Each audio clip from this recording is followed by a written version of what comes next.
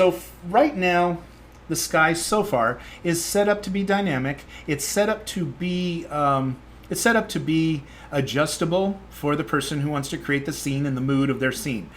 Now, one thing that we can also have as a future option, it's not there yet, but the future option would be if I'm looking at a scene, I can actually make it be real time, and maybe two choices.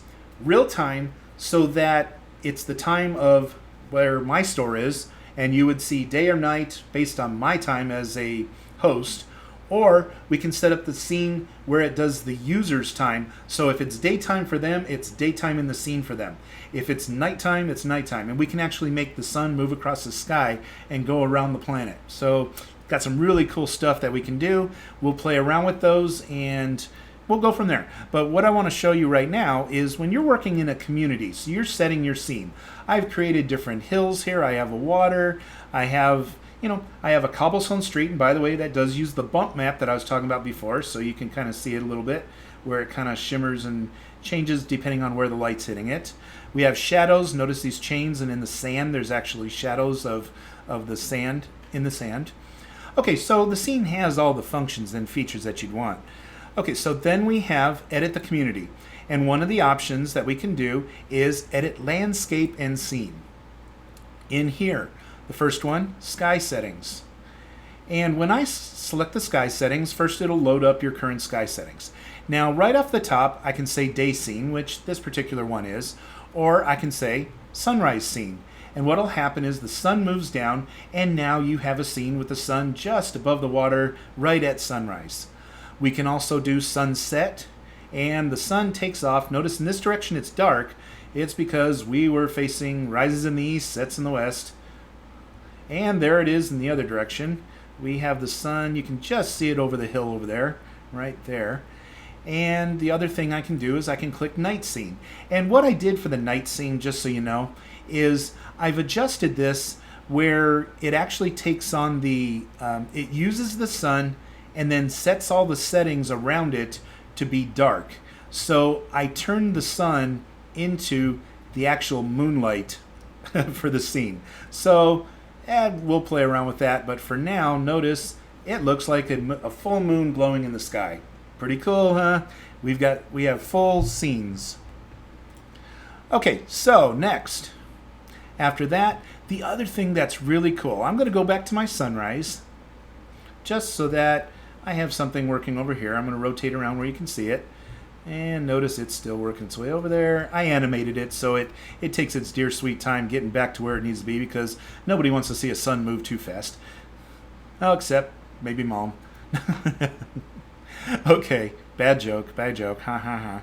Okay, there's advanced options. So if I extend a section that says show advanced options in my menu on the left when I'm editing the sky, it starts with a whole bunch of settings based on how you want to paint that sky.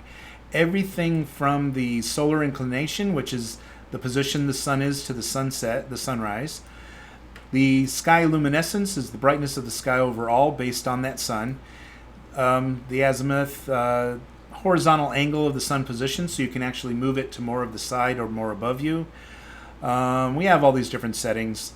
For the sky appearance, this one actually changes the appearance with the colors in the sky.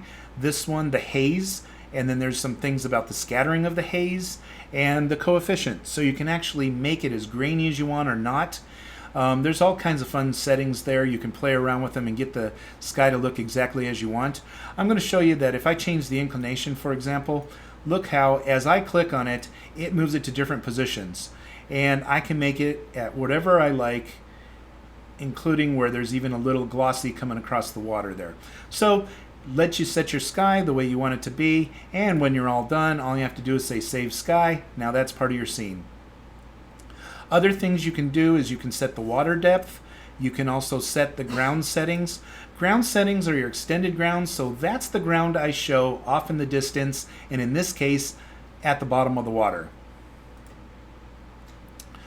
I have water depth.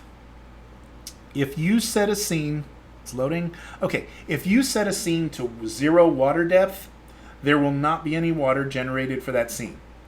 That doesn't mean you can't add water to a pond or something else, because we do have planes that have water surfaces and stuff. So you can actually set them in different places just to have a, a fountain of water or whatever you're trying to make.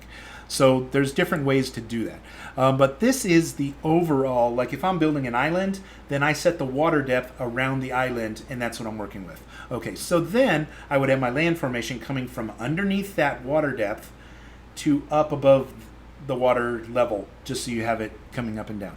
And if you actually want to see that, let me give you just a quick run over this direction. I'm going to go through my little gate here. And if I turn and run forward, okay, and as I go into the water, notice how there's little pieces that are sticking up above the water. And as we go down here, you're going to start to see, like, you can barely see it, but there you can, because of the light, there it is. You can see it better when it's not showing. You can see how his pant legs are down there, but also you can see this part that goes around the land formation. That's as deep as I set the water here. And if I change that, like less, notice I'm actually I'm going deeper. Notice he's getting deeper in the water. And as I go up, it's not as friendly for going upward. I have to actually walk, or he's moving slowly upward as it goes, because it detects that he ran into the ground that I just moved out from underneath him. So that's how you set the depth of the water, though.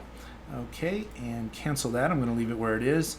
And then you can also set the gravity. So if I'm building a scene that looks like Mars, I can set the gravity to a fraction of that, which it is on Earth, and you're going to get those effects when you jump, or with the physics engine for like when you're driving on it, and it'll take on the effects for anything that uses gravity. So it will be your use gravity setting for your scene.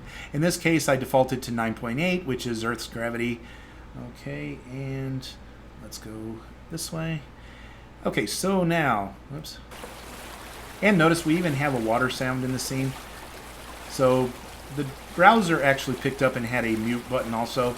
I added one to my browser, but of course theirs is going to override, use it at the browser level, but mine works in all of them also. Okay, so now the last one is you can add new ground terrain, which would be adding objects like these hills out here. Okay. So you can add objects, and you can even do multiple textures on that. We'll do a separate session on that because it's a very unique scene type of thing. The next thing I want to